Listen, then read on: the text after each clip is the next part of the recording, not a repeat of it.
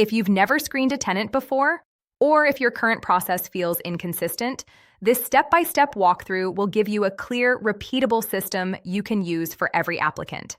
Welcome to tenantscreeningbackgroundcheck.com. Here's how to screen a tenant the right way. Step 1. Pre-screen on the phone or by message before showing the property.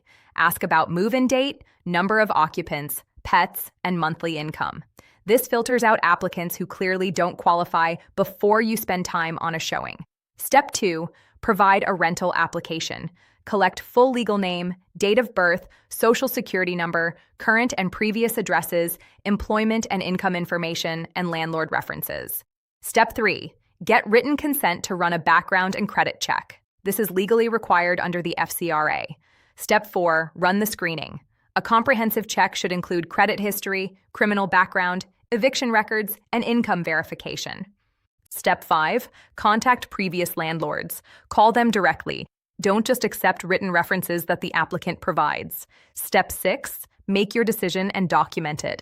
Apply your written screening criteria consistently. If you decline, issue a proper adverse action notice as required by federal law. Step 7.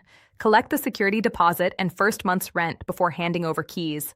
For application forms, screening tools, and adverse action letters, visit tenantscreeningbackgroundcheck.com.